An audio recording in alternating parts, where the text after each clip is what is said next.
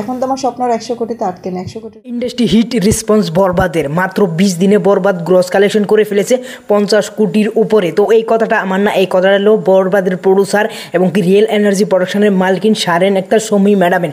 তিনি একটা ইন্টারভিউ দিলেন, বরবাদ নিয়ে কিছু কথা বলেন এবং কি হল মালিকদের নিয়েও কথা বলেন এবং কি বাইরের দেশে যে সিনেমাটা মুক্তি পেয়েছে এই বিষয়েও কিছু কথা বলেন এবং কি বরবাদের বক্স অফিস কালেকশন নিয়েও কথা বলেন, যে বরবাদের বাজেট কত এবং কি বরবাদের বাজেট কি উঠে এসেছে সেই বিষয়েও কথা বলেন। তো ওভারঅল সবগুলো কথা এই ভিডিওতে আমি কভার করব।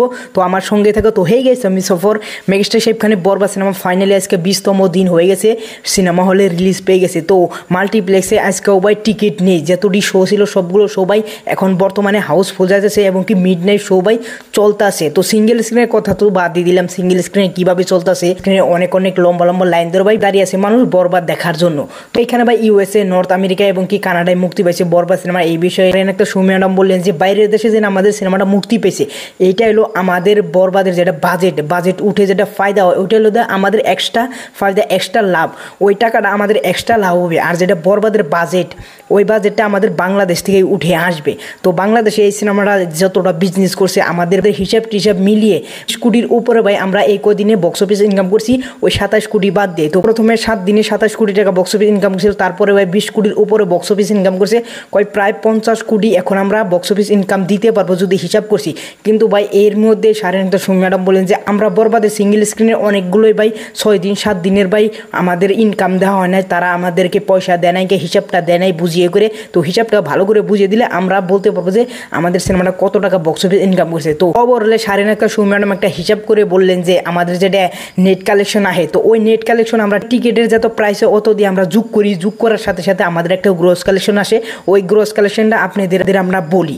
তো বাংলাদেশ থেকে প্রায় আমাদের বরবাদের বাজেটটা তুলে আসছে, এইভাবে যদি চলে তাহলে 2 সপ্তাহের মধ্যেই আমাদের বরবাদের বাজেট ভাই আমরা বাংলাদেশ থেকে রিকভার করতে পারবো এবং বাকি বাইরের দেশে আমরা যে বরবাদ মুক্তি দিচ্ছি এটা আমাদের উপরি লাভের পয়সা থাকবে।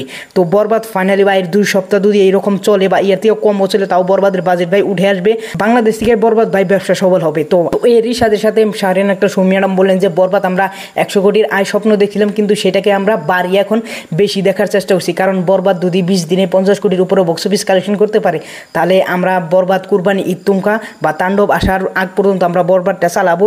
তো ওই পর্যন্ত ভাই 100 কোটির উপরেই আমরা বক্স অফিস ইনকাম দিতে পারবো আর বাংলাদেশ থেকে এই সিনেমাটা বক্স অফিস সফলতা পাবে। আর আমার মতামত যদি বলি ভাই হ্যাঁ পাবে, কারণ যদি মাল্টিপ্লেক্স থেকেও 3 মাস চলে বা তাণ্ডব আসার আগ পর্যন্ত চলে তাহলে ভাই মাল্টিপ্লেক্স থেকে 35 কোটি টাকা বক্স অফিস ইনকাম করতে পারবে।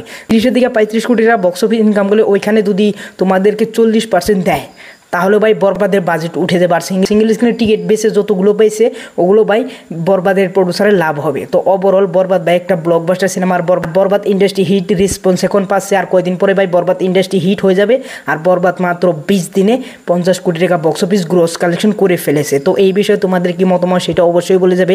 আর যদি চ্যানেল নতুন হয়ে থাকে অবশ্যই চ্যানেলটা সাবস্ক্রাইব করবে। Thanks for watching, by.